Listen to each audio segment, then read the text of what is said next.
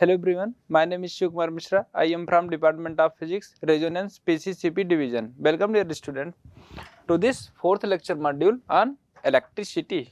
Okay, now start. इसमें बच्चों क्या कवर करने वाले हैं? Electric power and numerical based on it, है ना। इस पे न्यूमेरिकल कुछ करेंगे बच्चों। देखते हैं पहले electric power. What is electric power, है ना। तो आप लोगों ने इलेक्ट्रिकल एनर्जी पढ़ ली थी। अब इलेक्ट्रिक पावर की बात करेंगे तो क्या होता है बच्चों? The rate at which electric energy is dissipated और consumed is termed as electric power, है ना। रेट बच्चों, जैसे आप लिखोगे एनर्जी अपॉन टाइम, है ना। जो आपने एनर्जी पढ़ी थी इलेक्ट्रिकल एनर्जी, और उसको अगर टाइम से डिवाइड कर देंगे तो क्या हो जाएगा? पावर कैलकुलेट हो जाएगा। तो आप ये फार्मूला देख सकते हैं बच्चों, ये लिखा है पावर कैलकुलेट करने के लिए जो आप एनर्जी कैलकुलेट करते थे उसको आप टाइम से डिवाइड कर देंगे, ठीक है। अब यहाँ पे देख लीजिए बच्चों, ऐसे भी बोलते हैं rate of doing work. Power को कैसे लिखते हैं? रेट ऑफ डूइंग वर्क भी लिखते हैं बच्चों। मतलब power is equal to work done upon time, ठीक है। रेट ऑफ डूइंग वर्क को पावर कहते हैं, ठीक। और वर्क सोर्स के द्वारा कितना होगा बच्चों? VIT, है ना। यही तो एनर्जी है हमारी जूल में। तो यहाँ पे आप लिख लो VIT, और टाइम से टाइम कैंसिल आउट बच्चों। तो पावर क्या आया? ये डेटा आपको याद रखना है, पोटेंशियल डिफरेंस इनटू करंट, है ना। तो आपको याद क्या करना है, लर्न क्या करना है बच्चों? Power is equal to potential difference into current. Power is equal to potential difference VI, ठीक है। तो ये चीज छोटे छोटे फार्मूले हैं बच्चों, बाकी आगे बच्चों पढ़ोगे आप लोग। नेक्स्ट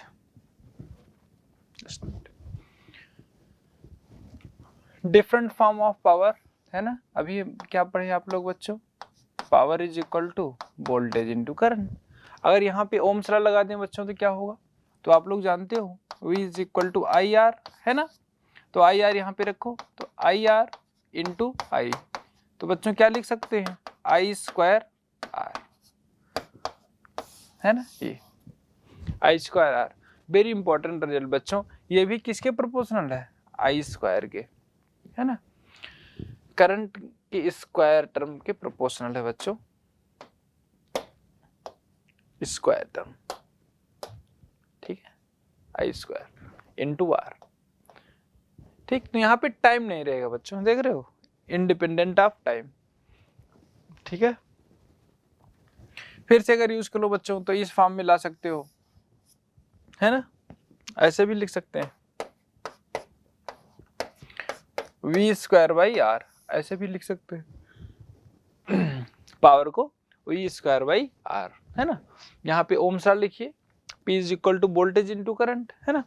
और I is equal to V/R, यहाँ पे पुट कर दीजिए बच्चों। मतलब ऐसे कह रहा हूँ, P is equal to voltage into current, है ना। I की वैल्यू क्या होती है ओम्स लॉ से बच्चों? V/R। ओम्स लॉ आप लोग जानते हो क्या होता है, बताओ?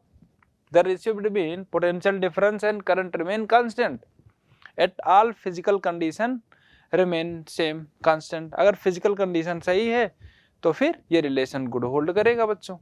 तो यहाँ पे V इंटू I की वैल्यू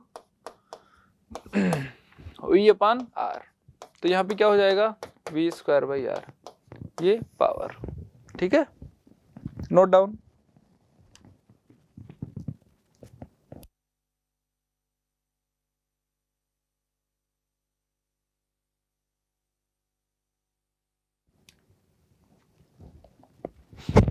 ठीक है बच्चों, पावर हो गया, ठीक है।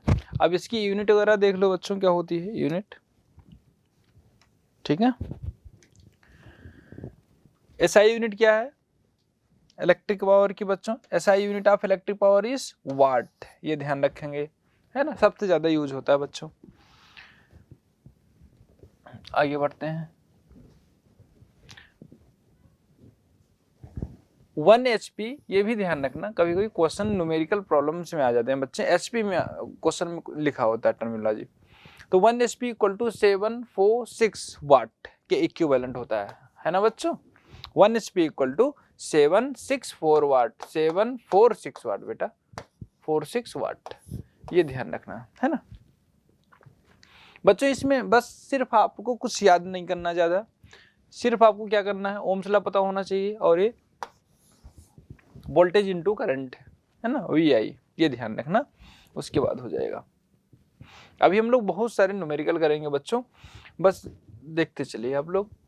ये हो गया, और ये एनर्जी का एक रिलेशन ध्यान रख सकते हो, 1 किलोवाट आवर, 1 किलोवाट और वाट में चेंज करेंगे तो 1000 वाट हो जाएगा बच्चों ना।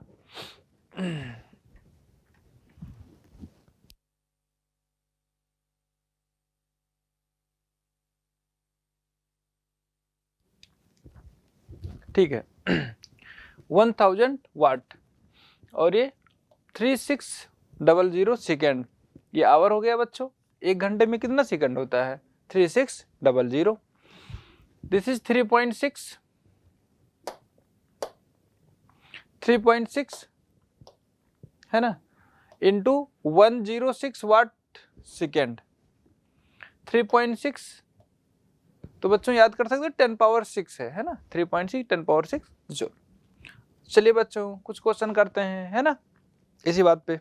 Okay, an electric bulb is connected to 220 volt generator, the current is this, what is the power of the bulb. Power of the bulb क्या होगा बच्चों, अभी आपने पढ़ा ना, rate of doing work, rate of doing work, और कैसे लिख सकते हैं, voltage into current, potential difference.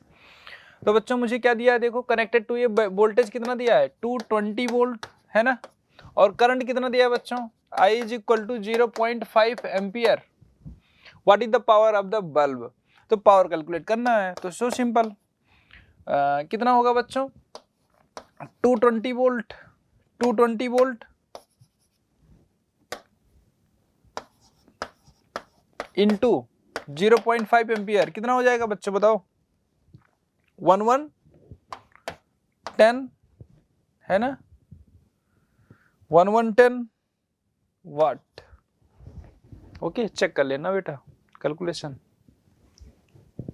ठीक है okay, note down. Next, an electric refrigerator rated 400 watt operate 8 hours per day, what is cost of energy to operate it for 30 days RS।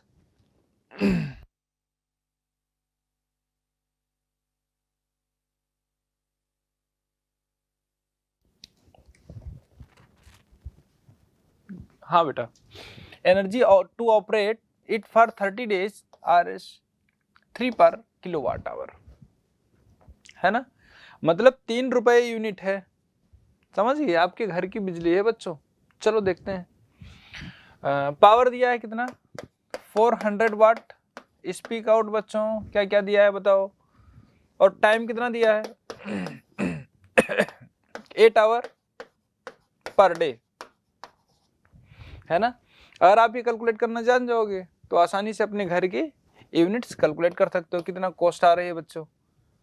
What is the cost of energy, energy की cost बतानी है हमको बच्चों, energy की cost calculate करनी है, ठीक है।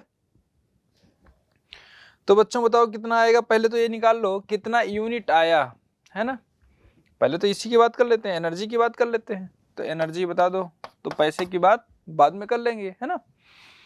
तो VIT है ना, एनर्जी क्या होता है बच्चों, पावर और टाइम, पावर और टाइम है ना।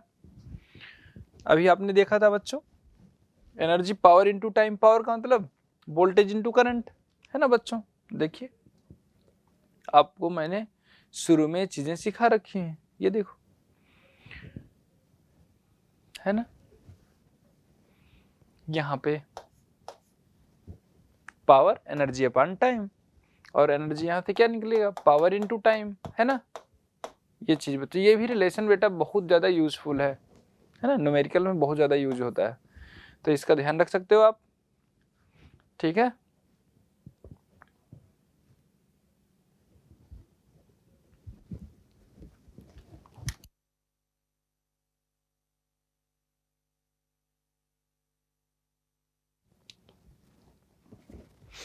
ठीक है बेटा। पावर कितना है बताओ, पावर कितना दिया हुआ है, 400 पावर दिया है बच्चों ना, और टाइम कितना दिया है, 8 आवर पर डे बच्चों, 8 आवर पर डे चल रहा है, तो 8 our per day. What is cost, लेकिन बच्चों चलता कब तक है ये, 30 दिन तक चलता है, 30 दिन का कैलकुलेट करते हैं 1 मंथ का, तो अगर 8 घंटे बच्चों पर डे चलता है तो 30 दिन में कितना चलेगा, यही कैलकुलेट कर लो, तो कितना आ जाएगी यूनिट बताओ, 96 हमारे पास डेटा है बच्चों, 96 किलोवाट आवर, इतनी एनर्जी आएगी। 1 किलोवाट आवर को अगर मैं मानूं बच्चों 1 यूनिट, तो ये कितनी हो गई, 96 यूनिट आ गई, है ना एनर्जी। अब इस एनर्जी को हमें कोस्ट बताना है, कोस्ट कितना होगा, तो कोस्ट के लिए 1 यूनिट का कितना है बच्चों, पर किलोवाट आवर, 1 किलोवाट आवर का 3 रुपए है, मतलब ऐसे समझो 1 किलोवाट आवर बच्चों RS3 3 रुपए लगते हैं, तो बच्चों बताओ 96 किलोवाट आवर की कास्ट कितनी होगी, कितनी कॉस्ट आएगी बच्चों, है ना। अच्छा एक चीज बताओ हमें, 1 किलोवाट आवर RS3 क्या सही है, ये तो बेटा आइडियल केस चल रहा है, अब तो बहुत महंगा हो रहा है ना, तो सिर्फ कैलकुलेट कर लो, ये पढ़ने के लिए है बेटा, प्रैक्टिकल में नहीं है। कितना हो जाएगा, 96 इंटू 3, है ना बेटा, 1 किलोवाट आवर का कितना रुपए है, 3 रुपए है, तो 96 किलोवाट आवर का मल्टीप्लाई करो बच्चे, कितना आ जाएगा, 68288, ऐसा आ रहा है क्या, यस ऐसा ही आ रहा है, इतना पैसा लग जाएगा बच्चों, ठीक है, इतना रुपए लग जाएंगे, RS288, ओके। तो ऐसे मैं लिख देता हूं बच्चों,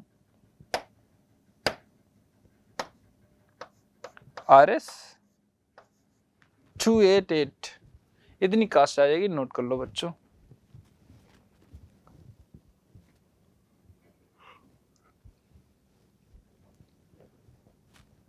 इस टाइप के क्वेश्चन में क्या करेंगे बच्चों, सबसे पहले आप एनर्जी कैलकुलेट किया करो, उसके बाद उसका कुछ कॉस्ट का पर किलोवाट आवर या 8 किलोवाट आवर कुछ भी दिया होगा डेटा ऐसा है कि आप कैलकुलेट कर पाओ टोटल का, तो सबसे पहले एनर्जी कैलकुलेट करना है ना, ध्यान रखना है, ठीक है। नेक्स्ट क्वेश्चन बच्चों, इसमें क्या लिखा है, an electric motor takes 5 ampere from it to 20 volt line, determine the power of the motor and energy consumed in 2 hour, okay. तो हमें क्या क्या दिया है बच्चों, एक मोटर है, मोटर देखिए बच्चों, मोटर, ये मोटर है बेटा, है ना, जो बच्चे मोटर नहीं देखे हैं उनके लिए है, देख लो मोटर, है ना।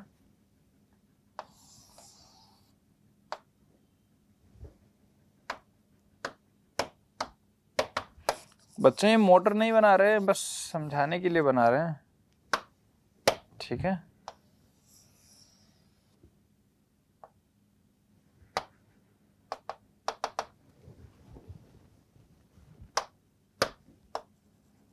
ये मोटर हो गया बच्चों, मान लो मोटर है हमारा, ठीक है।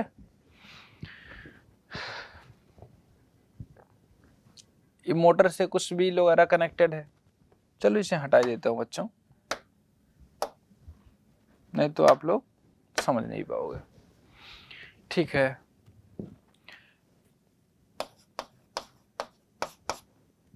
मोटर बच्चों करंट कितना ले रहा है, 5 एम्पियर, है ना। Electric motor take 5 ampere from 220 volt line, voltage कितना है बच्चों, 220 वोल्ट है ना। क्वेश्चन में क्या पूछा गया है, पावर और energy consumed, power of motor and energy consumed. तो पहला बात करेंगे बच्चों हम लोग power of motor, power of motor, motor की पावर निकालेंगे हम लोग बच्चों। तो फार्मूला बताइए, P is equal to voltage into current. तो अब बता दो 220 वोल्ट, 220 वोल्ट इंटू करंट कितनी है 5, तो पावर कितनी आ जाएगी बेटा 1100 वाट, ये पावर आ जाएगा। नेक्स्ट क्वेश्चन क्या है, एनर्जी कंज्यूम्ड। सेकंड पार्ट है energy consumed, energy consumed. Energy consumed बच्चों कितना होगा, E is equal to power into time. तो पावर कितना आया 1100 टाइम 2 आवर, तो 2 आवर बच्चों 1 घंटे में कितना सेकंड होता है 3600, है ना। मैं यहाँ पे लिख देता हूँ बेटा 1 hour is equal to 3600 second, है ना, ये आप लोग जानते हो। अब मल्टीप्लाई करके बता दो हमें कितना आएगा, 7.9 into 10 power 9 to 10 power 6 joule, 6 joule, ठीक है।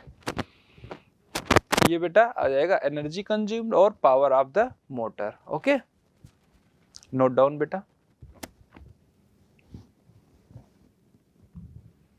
नेक्स्ट टॉपिक बच्चों नेक्स्ट क्लास में डिस्कस करेंगे। ओके, नेक्स्ट क्लास में हम लोग नेक्स्ट टॉपिक डिस्कस करेंगे। Okay, thank you.